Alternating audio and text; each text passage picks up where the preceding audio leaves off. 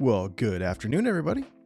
What is going on? Welcome to Dylan Talks Tone, and welcome to the weekly Just Gonna Say It podcast. I just noticed that my camera is a little crooked, and that kind of bugs me.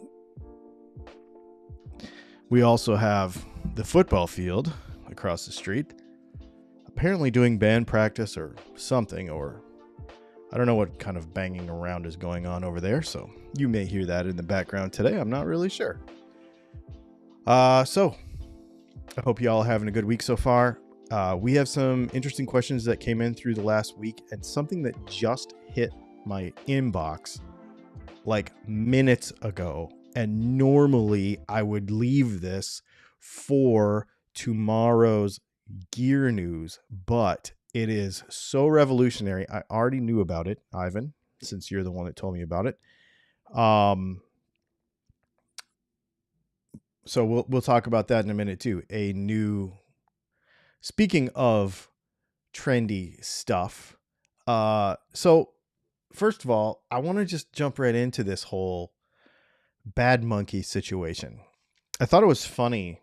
Here, let me see if I can find it on my phone. I was going to do this earlier and I got distracted watching a knife video. But so this whole bad monkey thing, I think, is quite hilarious, because what you have is Josh at JHS saying, hey, this pedal's kind of cool. Oh, and it kind of sounds good if you tweak these knobs and you do this thing, right? And then all of a sudden the market goes berserk. Did you see the post that he made on, I think it was on Facebook, to the people complaining that I raised the price on this pedal and now you can't buy one? I would like to remind you that you had 19 years to buy one, but you never cared. This pedal has existed 4 years longer than JHS as a company, and most guitarists have hated on it since day one. No one kept you from trying it in 2004. Learn to listen with your ears and not trends, and you will be a much happier guitarist. I love that sentiment. I had to laugh when I saw that post because I thought it was very, very funny. Because it's true, right? I mean, this whole jumping on the bandwagon of the value of a pedal or the value of a guitar or whatever is so funny to me. What's really funny about it is he compared it to how a clone sounds, which I get because that gets views on a video. It makes sense. And he was able to do that. But it's actually, according to Brian Wampler, because Brian Wampler posted something about this the other day, that it's actually basically a tube screamer circuit with a bass control. So the pedal's green, duh. So it's not actually clonny at all, which is kind of funny. So apparently, if you have one of these things, you are a millionaire. Can you think of anything else that has kind of done that, where somebody is like, oh, this is cool, and then all of a sudden it's expensive or unobtainium? Besides my P90s, because they're going, we sold a couple. For those of you that don't know, Philip McKnight featured my P90s on his channel the other day. So a lot of people that didn't know about them got to see them, which I was really grateful for. Which is really, really cool. I really appreciate him taking the time. Dastardly Dave says he has 2 bad monkeys now, so he must be a millionaire. He must be.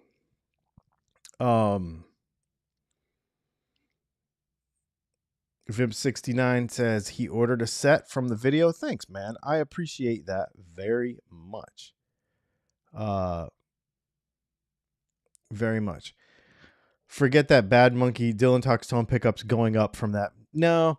So, obviously being in a video like that with so much more reach than what I have, it has made us busier. We've sold some. But I wouldn't do that. I wouldn't raise the prices based on that. Will I ever raise prices? Yeah, I'm going to have to, at some point. and I'm just putting it off because I don't want to. It's this weird thing. You know, one of the things that in fact, let me grab one of these questions out of and if you have guitar questions, get in there and ask them. Put question marks in front of it. Use a super chat. If you use a super chat, I'll just drop what I'm doing and answer it right there. There was a lot of people on the Explorer video the other day that were like, this guitar, you know, if it was nitrocellulose, if it was a one-piece body, if it had all Gibson hardware instead of Epiphone bridge, and you know, then it would be worth the money, blah blah blah. But the thing is then it would be more expensive. Then the guitar would just be more expensive. If you put all Gibson parts on it, then it would basically just be a Gibson made in a different country, which is kind of what it is now. And the delta between the two instruments is not nothing. It's like $700. So, you know, the American one versus that one. So, you know, when you scale things that way and you look at the cost of stuff, what did I just order yesterday? Or maybe it was this morning. I ordered something this morning. I can't remember what it is now because it was just like, oh, well, I have to have it. So I ordered it. But it had like tripled in price since the last time I ordered it. And I can't remember what it was. It's something that goes in all of our pickups. I can't remember what it was. Maybe it was a wire, some type of wire. Maybe it was something. Pull piece screws. I don't remember. It was just something. I don't think about it. And then what I do, here's the thing. If I stress about the price of everything, then I stress too much and it takes the fun out of what I do. So what I do is about every 90 days, I go through everything. I have a chart and I go through everything and I look at all the costs of stuff and I'm like, all right, can we sustain this without raising prices? And so far the answer has been yes. But the guitar companies cannot do that. They cannot, because they're operating at such much bigger overheads. The more overhead you have, the more sensitive you are to cost of goods. And so when cost of goods go up, guitar prices have to go up. And everything else is going up. So why can't guitar prices go up? Your eggs are more expensive, so why can't your Epiphone be more expensive? And I know that people have a principal issue with a cheap thing or a thing that they perceived as being cheap or entry level being more expensive. But I'll go back to the Volkswagen Golf. A Volkswagen Golf is more expensive now too, and it's an entry level car. So, you know, a Honda Civic is almost $30,000 now. So, you know, it's everything is up. Pretty interesting stuff. Just, it's fun to think about when you put a objective, like, this is the way life is. And yeah, it sucks. And do we have to accept it? No, maybe there's things we can do about that, but you know, that's above my pay grade. So all I'm doing is just trying to bring a good product at as reasonable a price as possible. Couple of people on the Tonex or on the Pedalboard build video the other day. I'm just trying to address some of the things that came up because they came up a bunch of times. You should use a Syaux DC7. These are the best and lowest profile power supplies. I don't think they're the best power supply, in my opinion. I like the One Spot CS7. Oh, the DC7. I like the One Spot CS7, but to your point, they are smaller and it would fit better under the pedal board that I have. That being said, I already had one of those, and so I just pulled it off the shelf. I had it, so that's why I used it. Because they are cool. You're right. Those are cool. I looked at those when we were at NAMM last time. I don't know if I'm going to change it though. For the purposes that I'm going to use it for, which is, you know, if I was gigging that pedal board every night, I would probably do something obviously more durable, because you can't stand on it when the pedal board is sticking out the bottom. But for just sitting in videos and just looking pretty, or maybe not even looking pretty, it just functions. So I don't really care about it. And I know there will be a bunch of like super anal people that I'll get in the comments and talk about my cable management and whatnot, because everybody complains about it all the time. But I am living in such a temporary situation right now that I do not care. Whether that's where my, my cable's on the desk back here, because we live in an apartment. I could move. Well, I'm not going to move for a few more months, but I just don't want to put any permanence into anything. And so it doesn't make sense to do that, right? And then the other thing is, like, on the pedalboard stuff, we take it apart and put it back together. I mean, every day I'm like trying something else. So there's no point in like making it super like pretty and perfect, That's one of those things. Let's see. Somebody asked me, would you recommend the Mustang Micro or the Spark Mini for a couch headphone session? Spark Mini all day, every day. The Spark Mini is the amp to have. I don't care if you're a Kemper guy. I don't care if you're a vintage tube amp guy. I don't care what kind of amp guy you are. Get a Spark Mini and keep it in your living room. And do not listen to anybody on the internet who compares it to another amp, because they're stupid. Just don't listen to anybody that does that. Okay, they're not stupid. Maybe that's a little insensitive, but I'm just saying there's no point in comparing it to anything, because it's a practice amp and it's fun. That's what it's for. That's all it's for. And it does it very, very well. I think it does it better than the Fender Mustang Micro. For those of you that have been asking me why I have not done a video on the NuX Mighty Plug Pro, it's because that thing gives me no end of trouble. I play it for 15 minutes and it starts wigging out and glitching out, and I update the firmware and it's still glitchy and it's stupid, and I can't recommend it. So I've messed with it and downloaded firmware and blah blah blah blah blah, and I'm because I have these other amps, I just don't care if it's going to give me that much trouble. It does not even, yeah, I don't even care. So that's why you have not seen a review on that, because I told you guys a long time ago that if something sucks, I'm not going to make a video out of it just to make a video out of it. So I guess this is me coming on the record right now and telling you that thing sucks. I don't like it. I will not recommend it. It's just not better center punch is better replacement for 594 SE pickups, center punch, or DAF. If you're gonna split them and retain the coil split stuff, get center punches. However, if you do that, pull the resistors out and do it normal. Just do a normal coil split with center punches. If you're gonna use DAFs, which, okay, let me say this. DAFs are more similar to the 594 SE pickups that are in the guitar already. If you use those, leave the resistors in. If you want something that coil splits without all that messing around, hook it up like a normal coil split and use center punches. So you could go either way. But DAFs in that guitar would be very cool. I didn't do it while I had it, but it would be very, very cool.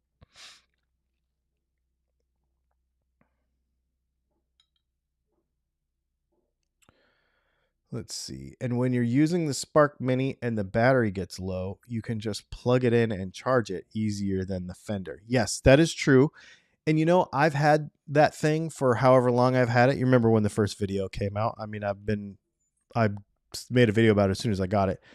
I've only charged it twice. It lasts forever. That thing lasts forever. It's awesome. It lasts way longer than any of those little clip ones, obviously, because it's probably got a physically bigger battery in it. You know what I mean? Super cool. I love that thing a lot. A lot.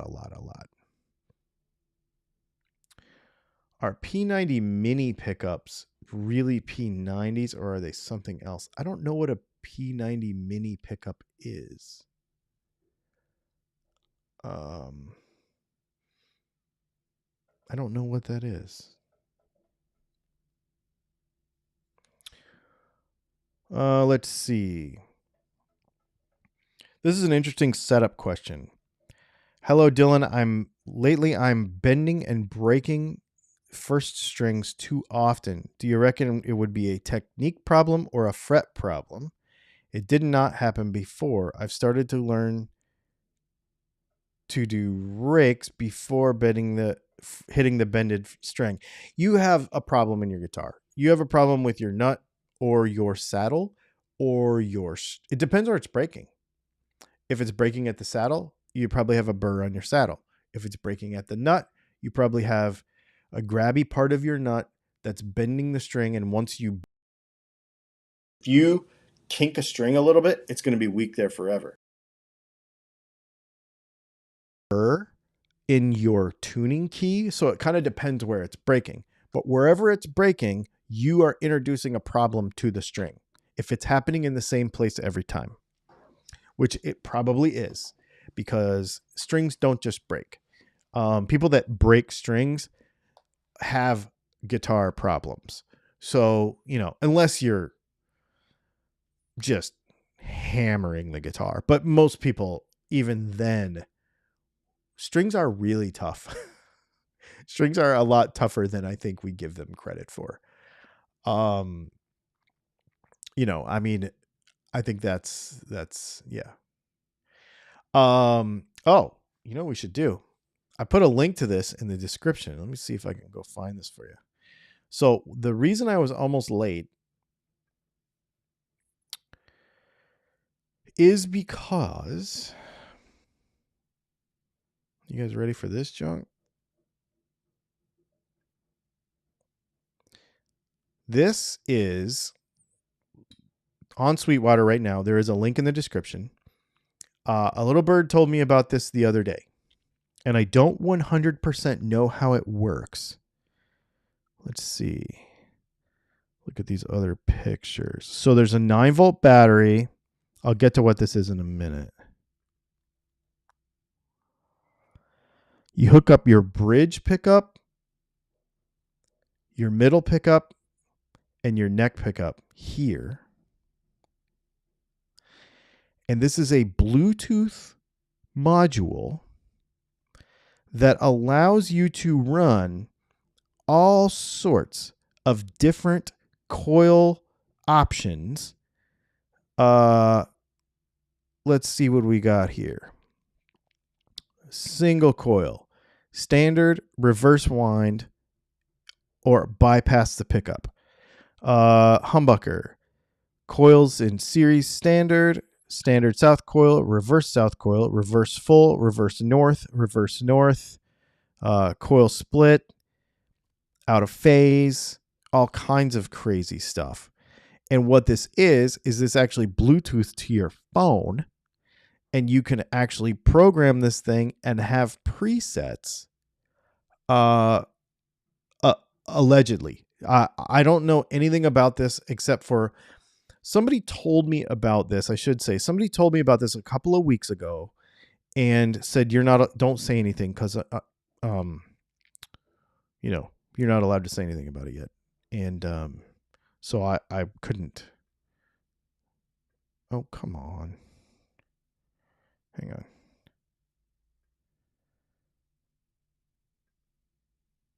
Did you guys get to see any of that? Let's see. Ooh. Anyway.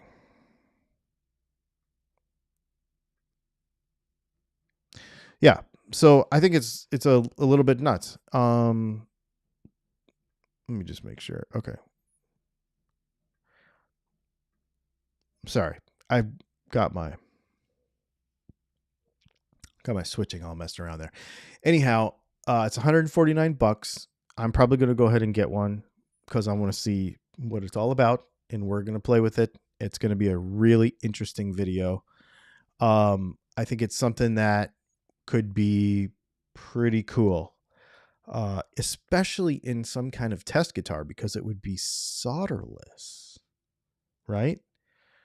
So maybe we should buy a guitar. Should buy a Strat probably. Yeah, I think that's really neat. So it's a Seymour Duncan product, so hopefully it's well thought out. And I don't know a whole lot about it. Like I said, somebody who used to work at Seymour Duncan told me last week or a couple weeks ago, hey, check this thing out, but it's coming out, but don't say anything about it yet. So we will talk about it.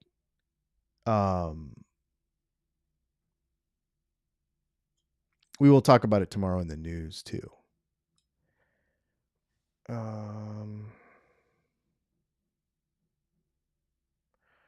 me see if I'm missing anything. It sounds almost like an early April Fool's. I don't think so. I don't think so. It's cool, but not $150 cool. Again, if you use thinking and technology, it costs money. I mean, let's just be realistic. I love this shirt, Quattro Swag. Yeah, thanks, man. I like it too.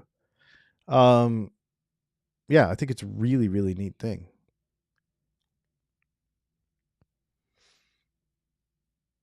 Not to mention, you could have all those things in the same guitar. You know, you could have all those things in the same guitar and be able to do all that switching with you wouldn't have to go back in there. You know, I want to do it. I should put it in a guitar just to show. Yes, I'm going to buy it. I'm probably going to buy a guitar to put it in. Probably going to buy a Strat. We should buy a Strat so that we can, or something like that. So I want to buy, actually, tell you the truth, I want to buy a made in Mexico Strat, or maybe a Player Plus. We should buy a Player Plus with a humbucker, because stacked single coils, that'll give us the most options with that setup. So that might be interesting. Maybe we will get something like that. Anyway, super cool.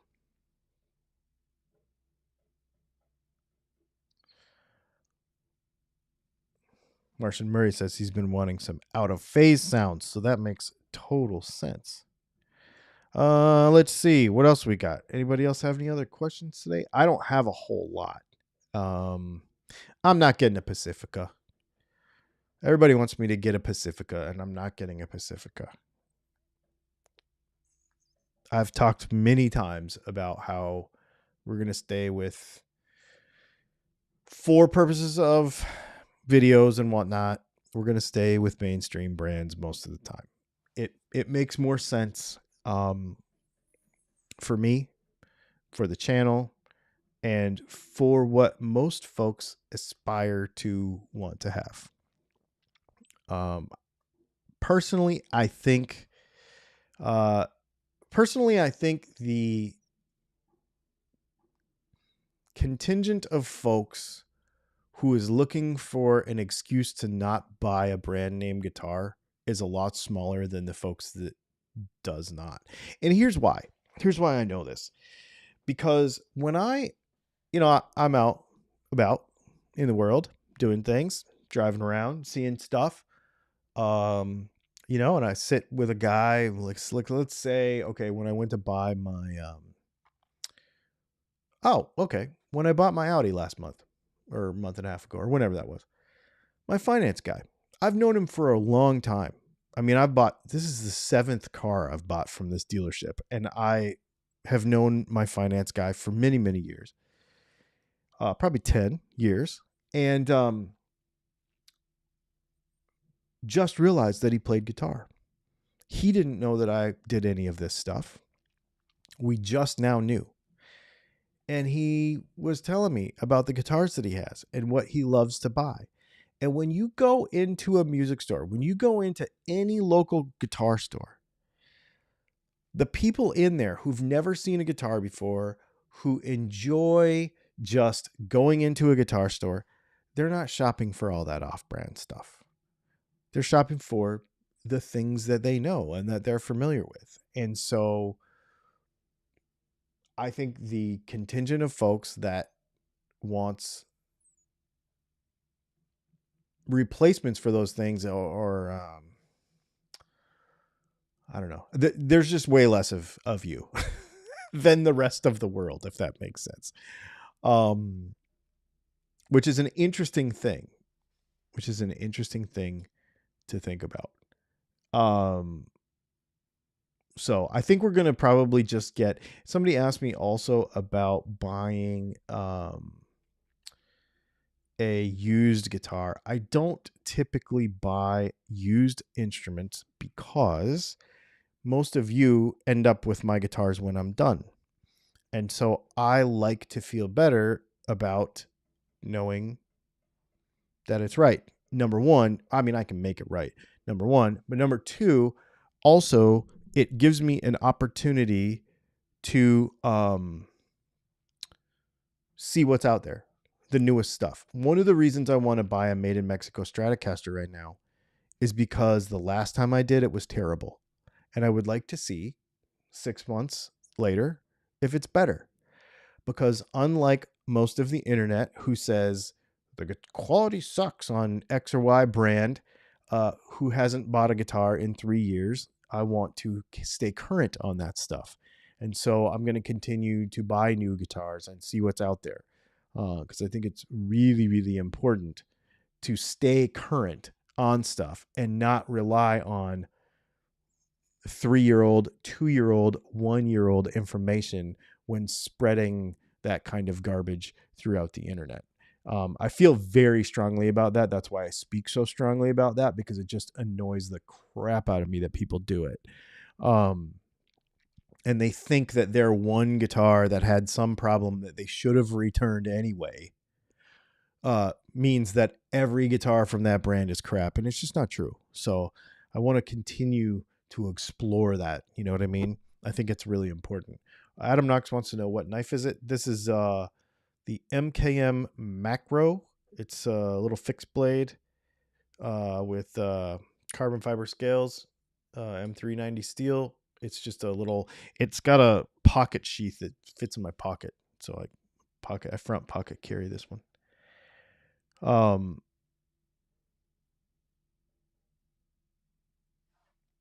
Yeah, I think that's important. Are people still talking about how expensive that thing is? I think that's really funny if they are, because S1 switch wiring options podcast on the schedule yet. I've thought about it. I need to order one. In fact, I need to put that on the list of stuff that I order in my next order.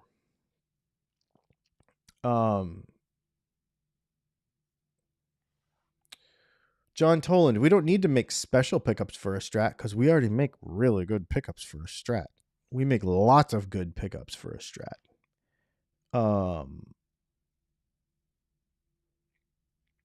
I don't know why you think MGK would be funny. I got the MGK guitar right there. It is phenomenally good. I love it that people give me a hard time about that guitar because they just don't know. It's a really, really good guitar. ChatGPT drummer. I think that would be cool. ChatGPT is interesting. This AI stuff is interesting. I think it's gonna start impacting us. I don't want to get super philosophical. I could. I've been thinking about it a lot. But, I think it's going to be very interesting. Hey, Steve Sterlacci, how are you, sir?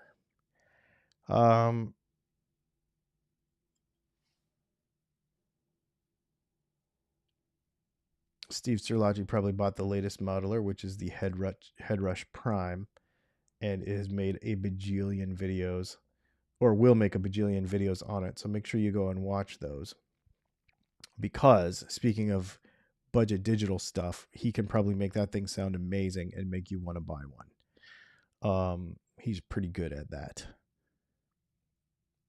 which I would do if I was you. I have been using the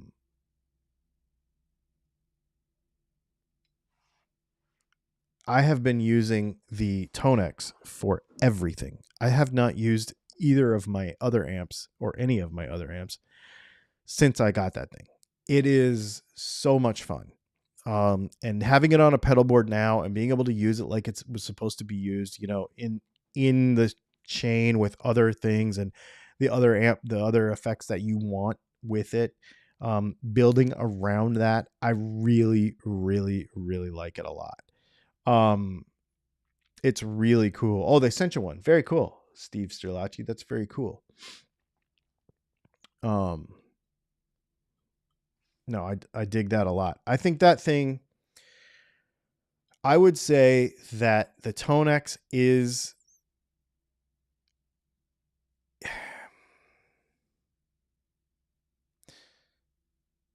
for anybody who already has the, so the hang up, I'm not even going to talk about how it sounds. It sounds fine. And if you're going to be one of those digital analog people, I don't even care to have that conversation. It sounds fine. Let's just get that out of the way. Does it do the thing with the air pressure and the make my nose hairs like when I slam it? I don't even want to have that conversation. It sounds fine. So for the beyond that conversation, I think the next big hang up for people with digital stuff has always been, well, I already have all these pedals and a Kemper is $1,700 or $1,800. Quad Cortex is that much. The big Helix is, you know, 15 or 16 or whatever it costs. And I don't want to make that commitment because it's too expensive and I already have all this other stuff. This thing is for you. 100% this thing is for you. Because now you have all the amps you could ever want. And it's growing all the time. Tone Junkie, Steve, all these people are doing profiles for it, or captures, they're calling it. And now you have all the amps you could ever want in your hand for $400, and you have all of your own pedals and your own tone. It's just tons of possibilities with no compromise on like, well, I have to sell. I mean, I had to sell all my pedals. I had to sell my King of Tone, which really sucks. I had to sell a whole bunch of stuff to buy a Kemper. And I had nothing except for a Kemper in the end. And then when I sold my Kemper, I had nothing again. And I had to buy to build back up again. Where this thing takes that all out of it. And it makes it to where it's like, it doesn't matter if you have an amp and you want to use a real amp some days, because at $400, it's like, you know, yeah, okay, so maybe some people still have to save up for it. That's fine. But it's not $1,800. And it's not this all-in thing. And for all the people that are like, well, I have to go all in, you know, because I'm one of these people. It's like, it's okay to like two things at once. It's okay to like a digital amp and it's okay to like an analog amp at the same time. And then the retort has always been, yeah, the problem is I can't afford to have both. I need to either have this one or this one. Now you can like both. Now you can have your tube amp. I have a tube amp over here and I have a digital modeling amp there and I have my Tonex and I can choose which one I want to use on what day. And it's as simple as pulling it off and putting it on your pedal board. Like, just like any other pedal, which I think is really, really cool. And I don't know. I really, really like that. John Tolan says it's too much to choose from. You could say that. But with any of this stuff, what amp do you like? What amp would you like to try? It's not about bajillions of options. Because in the grand scheme of things, what is there? Fenders, Voxes, Marshalls. I mean, those are the three big ones. Mesa Boogies, Dumbles. And I mean, let's call it that. And then, of course, you could drill into, JCM 800, JTM. You could go all rabbit holey on it. But in the grand scheme of things, you're like, you know what? I need a clean Fender sound for this song, and I'd really like a high gain Marshall sound for this song. Okay, now you can do that. You don't have to go all option paralysis.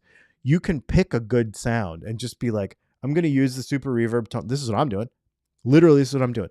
I'm using the super reverb tone for my clean sounds. I'm putting a Moxie overdrive in front of it because it's on my pedalboard for dirty Fender sounds. And then I'm just going to click another button and switch it over to a JCM 800 for my high gain sounds. The end. I have 3 options of sounds there. I can turn delay on and off because it's a regular pedalboard.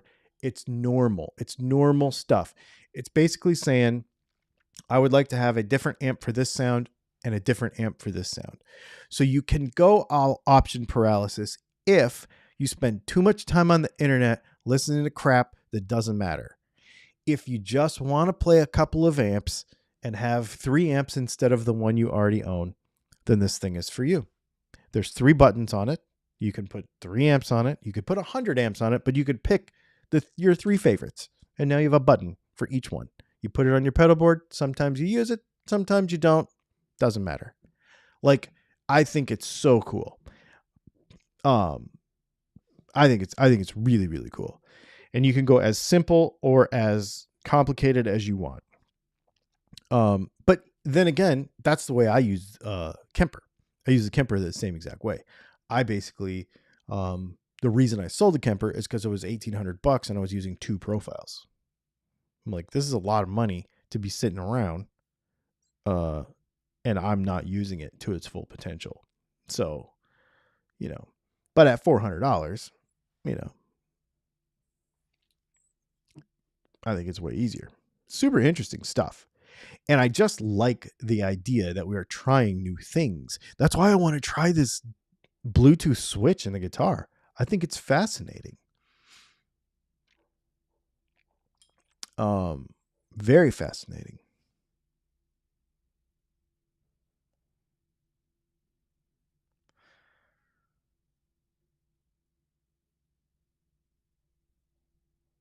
I ordered an I Can't Afford a Bad Monkey t-shirt. That's amazing.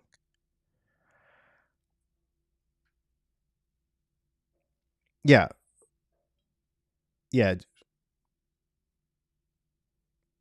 Let's see. He says, it's too much to choose from. Yes. But I found with the IK software stuff, you just gravitate towards certain things and sticking with them. Yeah. A Fender guy's going to be a Fender guy. And, I think the other thing too that you can do is you can profile a pedal in front of the amp and then just have all the stuff there in one spot to where it's a 1 button push. I really like it. I'm really fascinated with it a lot. I was really skeptical of it because I've had a Kemper before and I really liked it. And I also have these other amps that are really, really good. And I really like it a lot. And if we want to get really, if we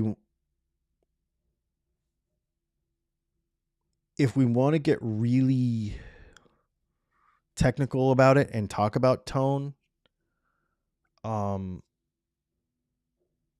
don't really, because it's good. Somebody just asked, I'm concerned about Kevzilla, concerned about Bluetooth function in the context, though. To be clear, there are no gigs in my future.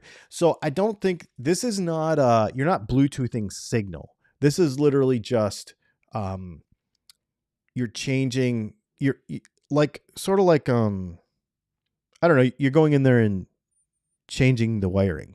You see what I'm saying? So it's a single function thing. So you would probably, and I don't know because I haven't had it, but my imagination says I want to watch the video. I just learned about it, so I want to watch the videos after this. But I would imagine that you Bluetooth to it. You'd be like, you know what? I want a coil split, and you hit a button on your phone or whatever, and now your guitar coil splits. It's not streaming. It's not, oh, it's going to cut out during a song. None of that kind of stuff. It's literally like switches. It's just Bluetooth switches. Like HomeKit for Apple, like where you can go on your phone and like, okay, turn this light on, turn this light off. Okay, hit a preset so it does two of these things at the same time. Boom, works. And then your guitar does that until you go back and change it again. I think that's pretty much how it works. So I think that's really neat, and I'm really excited to try it.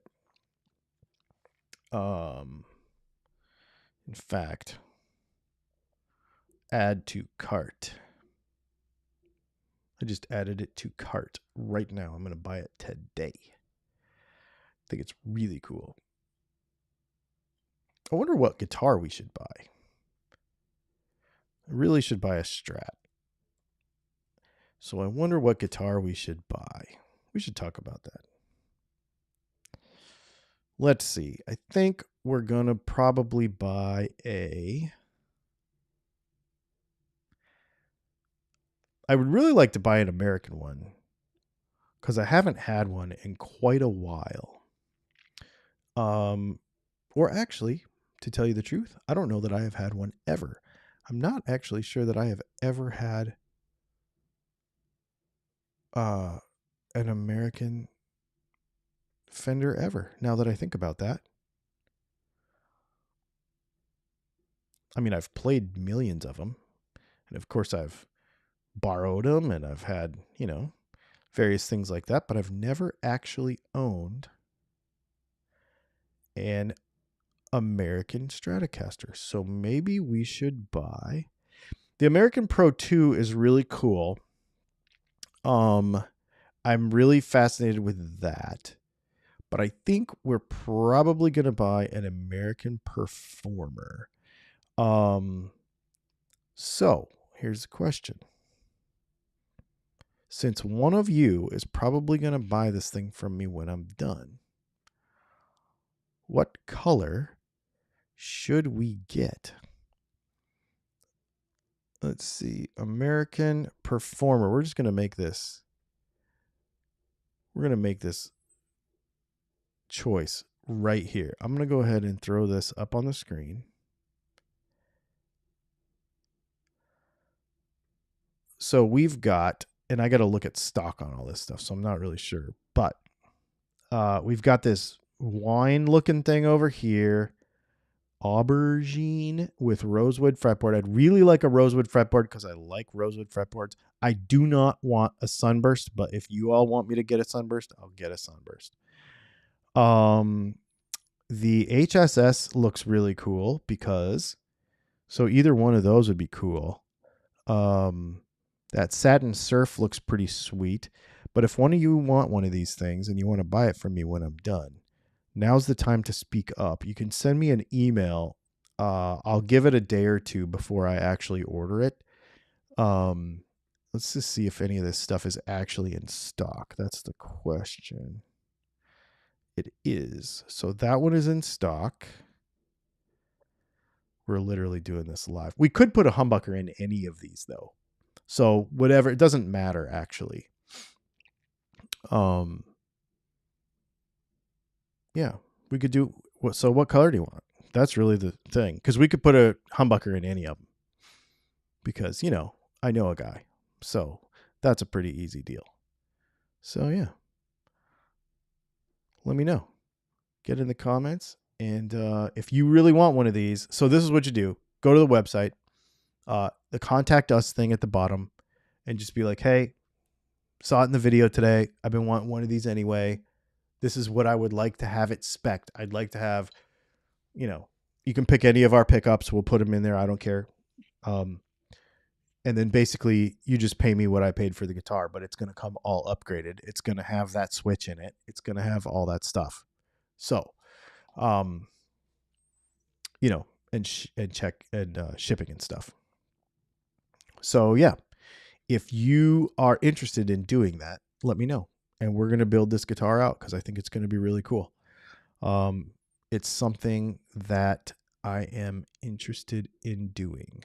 I don't care about the circuit that's in it. I don't care about any of that because we could make it whatever we want.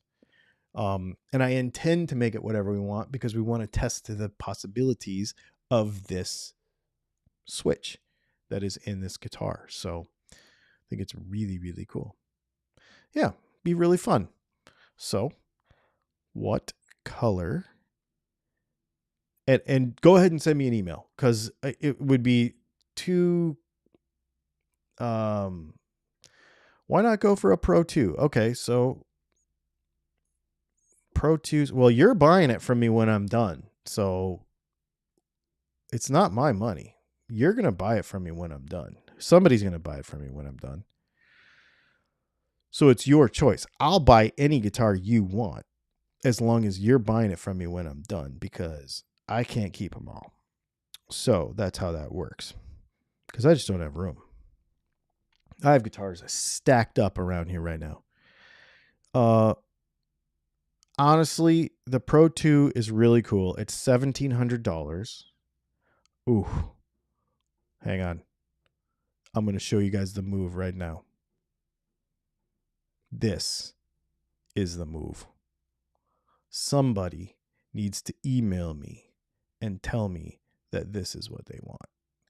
Although it has a maple fretboard. Hang on. But look at that. Look at that. Dylan, what is your clinical opinion on neck bending? Should it be avoided on bolt-ons? I don't see a problem with it. I mean, if you break your guitar, you break your guitar and you just put a new neck on it. I mean, it should be encouraged on bolt-ons, shouldn't it? Like, why not? Oh, this is available with a rosewood fretboard. So here's the thing. The rosewood fretboard one doesn't come with a humbucker in the bridge, but the maple fretboard comes with a humbucker in the bridge. But that doesn't matter because we can make it whatever we want. So pick the fretboard over the pickup combination. Don't worry about pickup combination. We will make it whatever we want because the guitars are all routed the same anyway. So we can put whatever pick guard we want on it. We could put whatever pickups we want in it. So pick it by body color and hardware and fretboard. And then after that, we'll have some fun. So if you want a Strat, now's your time because I want to do it. And we want to put that crazy switch in there.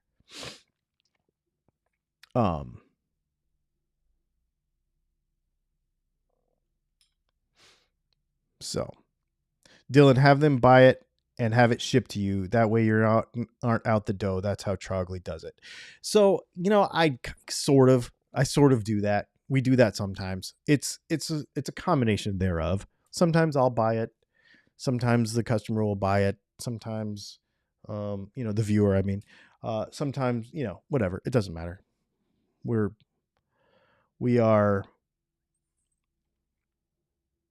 I'm really hoping to do more of this. Well, I have some things coming in the future. I don't know if you saw on social media, but we put the van up for sale. So that's another thing. If you know anybody that's looking for a sweet, totally set up turnkey 2022 B-Class Ram ProMaster with 20,000 miles on it, let me know because I have one for sale. We are making some moves. And we have some moves to make. So I'm really excited about what's coming in the future. If I can't get what I need for it or what I want for it, I'm just going to keep it. But I would rather it go because we're not using it that much.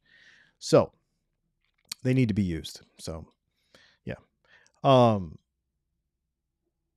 What are people talking about with neck bends? They're talking about when you're playing like this and you grab the guitar and you like push on it and do that weird stuff. You don't need to bend the guitar that much for the pitch to change. I think you're going to be fine. If you grab that thing and like try to break the neck off, you could break the neck off. Probably not. But if you just take it like this and go, enough for a pitch change. I mean, if you need a tremolo, get a tremolo, but you can do some warbly stuff. You can do some warbly stuff with it without hurting it. Some guitars won't do it. My McPherson, my carbon fiber McPherson, you can't bend it. Like it's too stiff, but it's carbon fiber. So, you know, but most guitars, you can do a little vibrato-y thing with it, you know? Yeah. Why not? I mean, don't get stupid, but you just sensibly can give it a bend here or there. I think it doesn't hurt anything. Now, if you break your guitar, main concern is about the screw holes. Dude, okay. They're fine. A properly constructed bolt-on guitar, there's no way you will break that guitar in half at the screw holes. If you have ever seen anybody smash a guitar, the neck never comes out of the holes. The neck breaks, the body splits, the neck pocket will bust off. I've seen that. I've cracked the neck pocket before. But you will not see screws pull out. The forces in a guitar, guitars are way stronger than you think. And all these things that people worry about, the screws are going to pull out of such and such a wood, this and that. There are a couple of woods that you have to worry about, like Paulina, for example, and maybe roasted maple if you don't build the guitar right. But if the guitar is built properly, you don't have to worry about it. But a guitar is not going to come apart if it's built properly. Now, you can go to get those knockoff brands, and I can't help you with that. But a properly good guitar, that it's not going to come apart.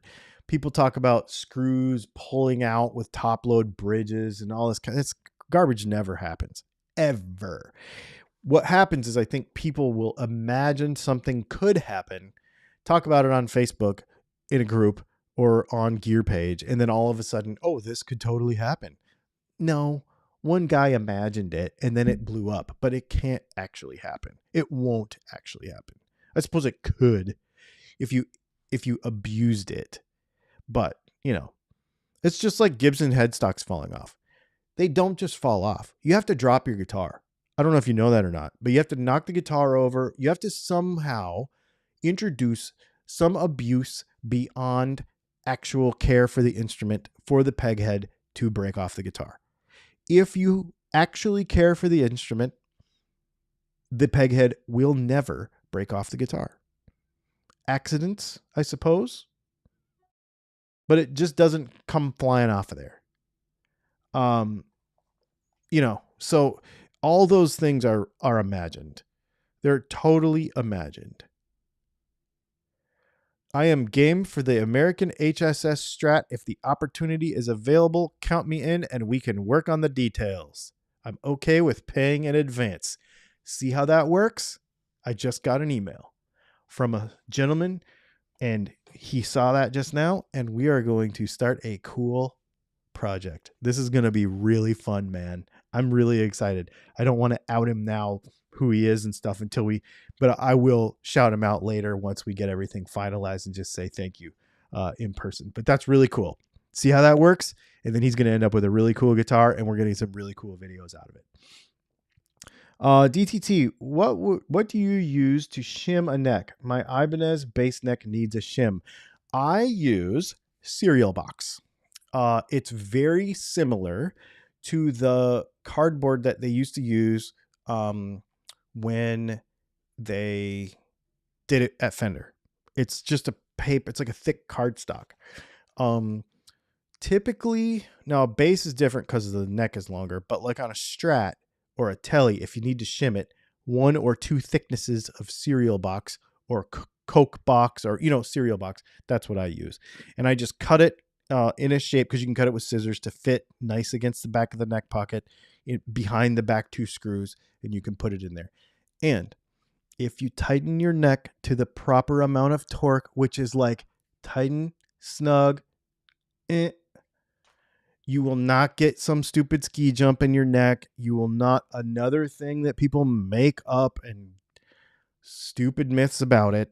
Just tighten up the neck and just give it a little, That's all the torque you need. Like literally that much. Just one, not two. And it's enough. And if you don't torque it, because you don't need 20 foot-pounds of torque to hold a neck on a guitar. I'd love to we should do another video about that. We did it before. Everybody argued with me. And let me tell you, those guitars that we did in those videos, there's one in Chile now. There's one in Colombia. There's one in California. Those guys are playing those guitars. There's no ski jump in the neck. There's no nothing. This is years ago. Those guitars are fine. Everything is fine. Most of the things that you hear about these kinds of things are, again, something that somebody made up, or they saw an abused version of that thing, like overkilled. And then now that's the wrong thing to do. Now you have to spend $18 for a StewMac wedge shim. Use cereal box. You'll be fine. You're not going to lose any tone. You're not going to, the sustain. Let me show you something. Let's talk about shims real quick. It's getting real in here. We're going to do some whiteboard. Let's see. Where's my whiteboard? For those of you that are listening to this in the podcast, and I've got to go soon because we're getting to an hour. But this is worth it.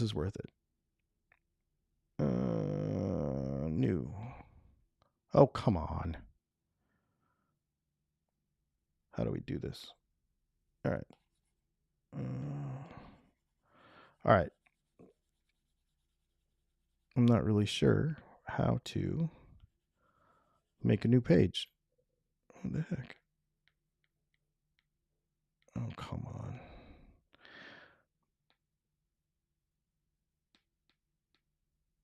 I don't really remember how to do this, so maybe I won't. But what I was going to say is, here, I'll just show you. If we draw a line graph like this, okay? And 0 is here, and 1 is up here, and 1 is over here, okay? And we draw a 45-degree line coming up like this. Down here, this is the tone of your guitar, and this is, down here is if you don't know that there's a shim in the guitar, and up here is if you know that there's a shim in the guitar. If you don't know that there's a shim in the guitar, it doesn't affect your tone at all. But the more you know that there is a shim in your guitar, the more it seems to affect your tone. It's made up. 100% made up.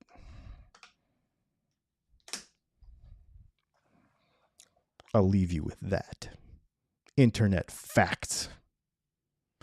You guys, this has been super fun.